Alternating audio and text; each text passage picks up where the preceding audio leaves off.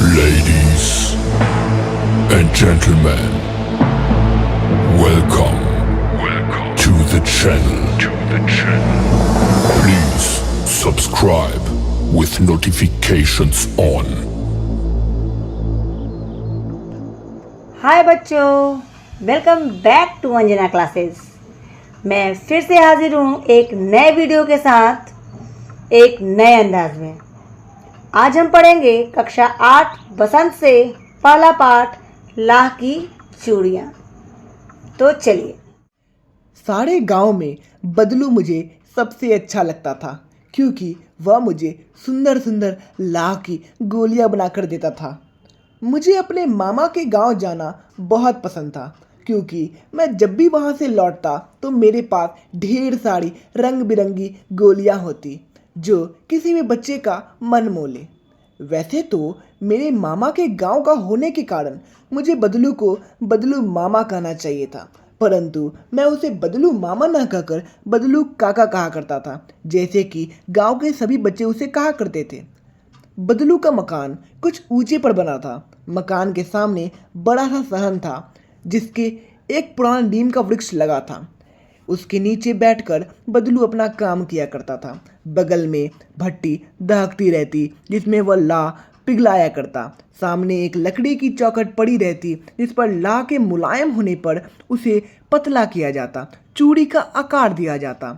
पास में 4-6 विभिन्न आकार के बेलन रखे रहते जो आगे से कुछ पतले और पीछे से मोटे होते।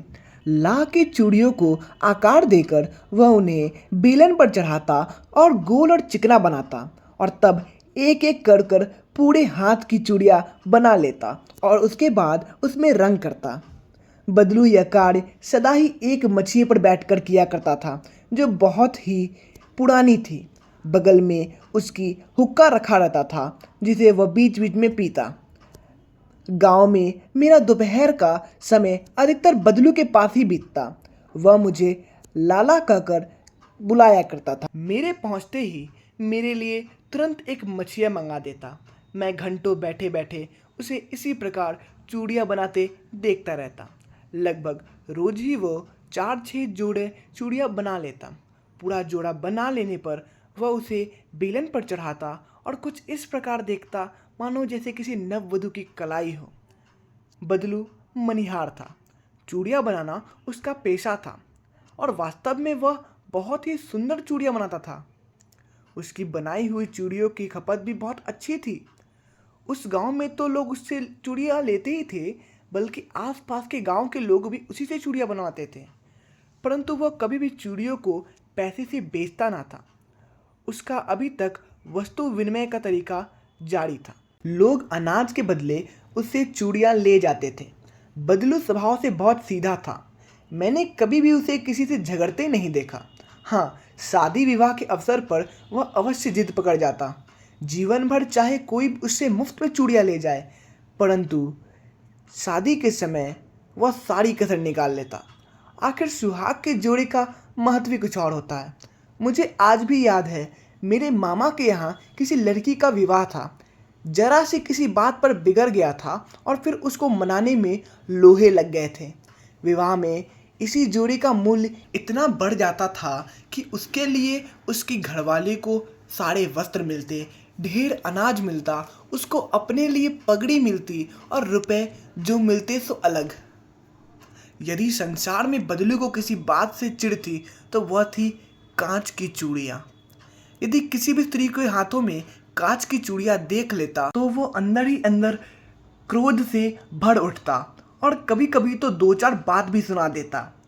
मुझसे तो वह घंटों बातें किया करता था। कभी मेरी पढ़ाई के बारे में पूछता, कभी मेरे घर के बारे में पूछता और कभी यूं ही शहर के जीवन के बारे में पूछता। जब मैं उससे कहता कि शहर में तो लोग कांच की चूड़ियाँ पहनते हैं तो वह उत्तर देता, शहर की बात और है लल्ला, वहाँ तो सभी कुछ होता है। वहाँ तो औरतें अपने मर्द का हाथ पकड़कर सड़कों पर घूमती भी हैं और फिर उनकी कलाइयाँ नाजुक होती हैं ना। लाह की चूड़ियाँ पहने तो मौज ना आ जाए। कभी कभी बदलू मेरी अच्छी खासी खातिर भी करता। जिन दिनों उसकी गाय के दूध होता तो वह सदा मेरे लिए मलाई बचा कर रखता, और आम की फसल में तो मैं रोज़ ही उसके यहाँ 2-4 आम खा आता। परंतु इन सब बातों के अतिरिक्त जिस कारण वह मुझे सबसे अच्छा लगता वह थी कि वो मुझे रोज़ लगभग 2-4 गोलियां बनाकर दे देता। मैं बधुआ हर गर्मी की छुट्टी में अपने मामा के यहाँ चला जाता और 1-आधा महीना वहाँ रहकर स्कूल खुलने के समय तक वापस आ जाता। परंतु 2-3 बार ही मैं अपने मामा के यहाँ गया हूँगा, तभी मेरे पिता की एक दूर के शहर में बदली हो गई और एक लंबी अवधि तक मैं अपने मामा के गांव ना जा सका। तब लगभग 8-10 वर्षों के बाद जब मैं वहाँ गया 10 years later. तो इतना बड़ा हो चुका था कि लाख की चूड़िया से मेरी रुचि नहीं रही थी। अतः गांव में होते हुए भी मैं कई दिनों तक बदलू के यहाँ नहीं जा पाया। इस बीच मैंने देखा कि गांव में लगभग सभी स्त्रियां कांच की चूड़ियां पहनने लगी हैं। विरले की हाथों में 1 लाख की चूड़ियां देखने को मिलती। फिर एक दिन सहसा मुझे बदलू का ध्यान हो गया।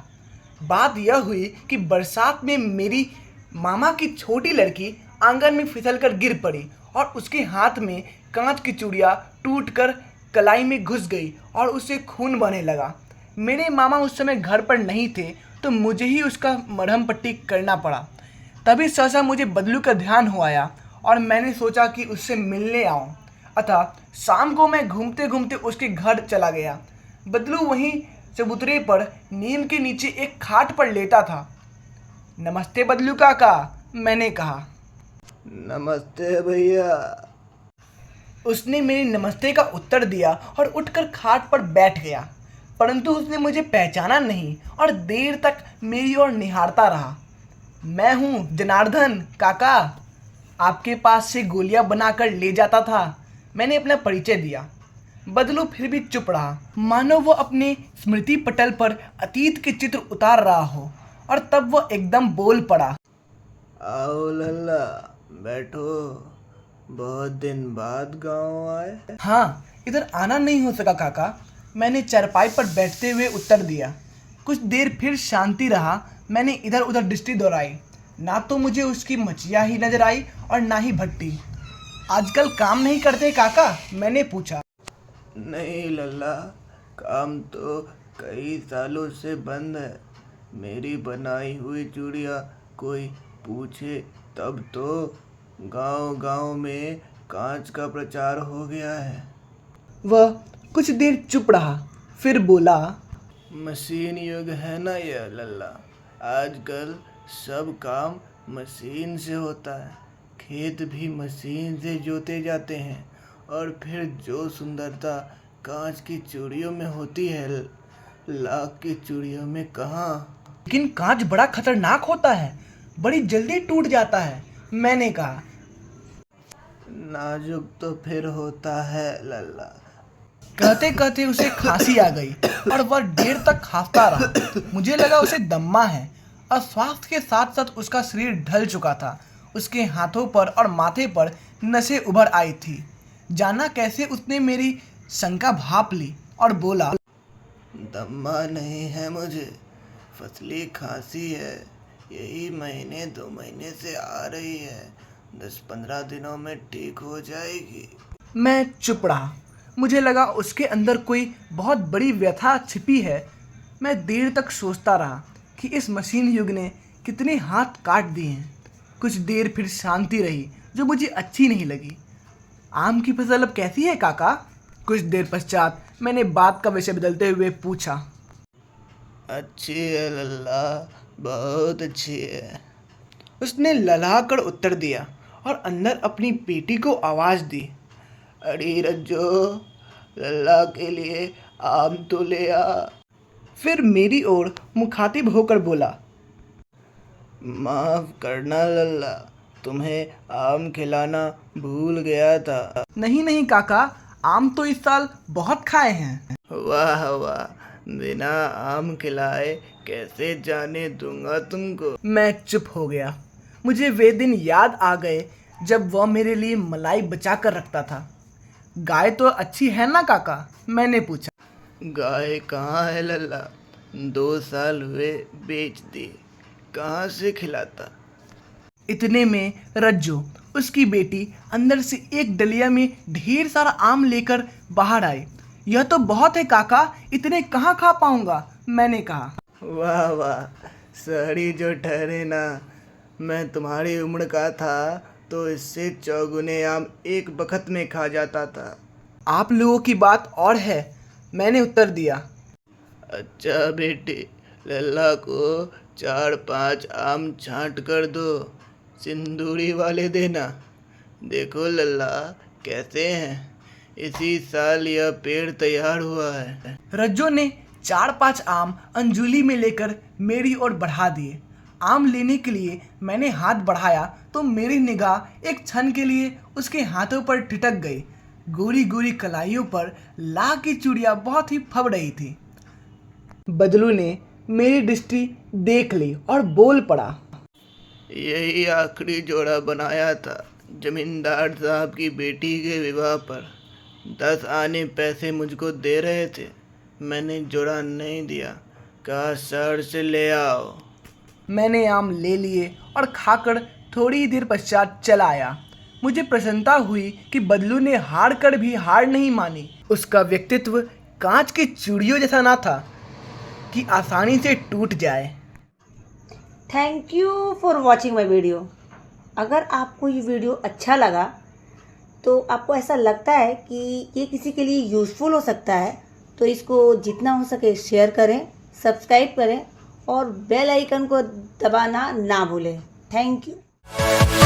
Yeah.